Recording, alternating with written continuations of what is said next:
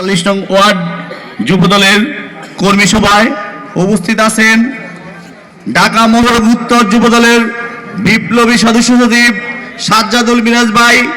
আরও উপস্থিত আছেন ঢাকা মহানগর উত্তর যুবদলের বিপ্লবী সিনিয়র সহসভাপতি মনিরুল ইসলাম মনির ভাই সহ সকল ৪৩, ৪৮, ৯৬ খিলক্ষেত থানা যুবদলের সকল নেতৃবৃন্দ, সবাইকে আসসালামু আলাইকুম।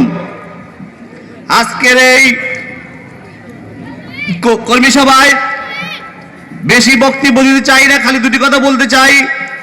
আমরা 5 তারিখের আগে আমরা কি করছি না করছি আমাদের সিনিয়র নেতৃবৃন্দ জানে। আমরা সকলের সাথে কাজ করেছি, কি কাজ করেছি আমরা ইনশাল্লাহ আমাদের স্বপন ভাই জানে, মিরাজ ভাই জানে, আমার আরো মহানগরী নেতৃবৃন্দ জানে আমরা কাজ করেছি। কাজের প্রশংসা করে লাভ নাই। আমাদের বক্তব্য একটা, 5 তারিখের পরে তারেক রহমান সাহেব আমাদেরকে যে নির্দেশনা দিয়েছে 31 দফার দাবি, আমরা যুবদল করি। যুবদলের কাজ হলো আমরা নেতা যেটা বলবে সে নির্দেশ পালন করা।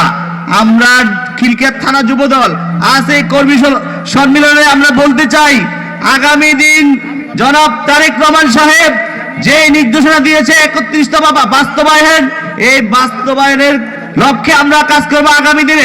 আগামী দিনে যুবকদের যে নির্দেশনা দেওয়া হয়েছে তারেক রহমান সাহেব, আমরা সেই নির্দেশনা মেনে আগামী দিনের আন্দোলন সংগ্রাম কিভাবে, নির্বাচন কিভাবে আমরা জয়লাভ করব, মানুষের মনের ভালোবাসা কিভাবে আদায় করব, মানুষের কাছে কিভাবে যাওয়া লাগবে, আন্দোলন আমরা করেছি। এখনো আমরা সফল হই নাই, এখনো আমাদের বিরুদ্ধে অনেক ষড়যন্ত্র আছে। দেশ নায়ক জনাব তারেক রহমান বলেছে আমরা এই ষড়যন্ত্রকে মোকাবিলা করে আমাদের